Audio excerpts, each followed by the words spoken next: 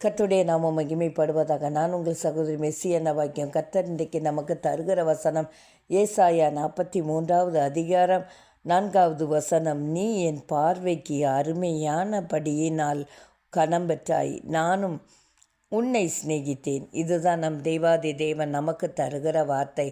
ஆமாங்க, உலகத்தில் உள்ளவங்க எல்லாருமே உன்னை எனக்கு பிடிக்கும், நான் உன்னை ரொம்ப நேசிக்கிறேன் என்று சொல்லி உங்களை எவ்வளவோ ஏமாற்றி கொண்டு இருக்கலாம். ஆனால் தேவாதி தேவன் இன்றைக்கு உங்களுக்கு சொல்கிறார், நீ என் பார்வைக்கு அருமையானபடியினால் கனம் பெற்றாய், நானும் உன்னை சிநேகித்தேன் என்று சொல்லி இன்றைக்கு உங்களை பார்த்து சொல்கிறார்.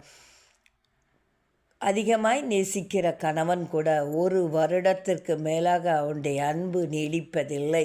அதன் பிறகு அந்த மனைவியை கொடுமைப்படுத்தி கொலை செய்கிற நிகழ்ச்சிகளை நாம் இப்பொழுது கண்களூடாக பார்த்து கொண்டு இருக்கிறோம். அதுபோல் இன்றைக்கி உங்கள் வாழ்க்கையில் யாரோ ஒருத்தர் மிகவும் மனம் நோக பண்ணியிருக்கலாம், உங்களை உதாசீனப்படுத்தி இருக்கலாம், உங்களை வேதனைப்படுத்தி இருக்கலாம், வார்த்தையினால் உங்களை கஷ்டப்படுத்தி இருக்கலாம்.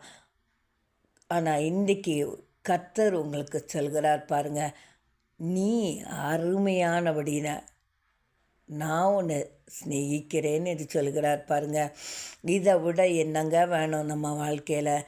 எதுவுமே தேவையில்லை. மனுஷங்க நம்மளை புறக்கணிக்கலாம், ஆனால் சர்வ வல்லவர் நம்மளை நேசிக்கிறார். அவர் நமக்காக பாடுகளை அனுபவித்து நம்முடைய பாவங்களுக்காக அவர் சிலுவையில் மரித்தாருங்க. இன்றைக்கி நம்ம அவரை நோக்கி வருவோமா? இப்படிப்பட்ட நீங்காத அன்பு நமக்கு இப்பொழுது தேவையில்லையா?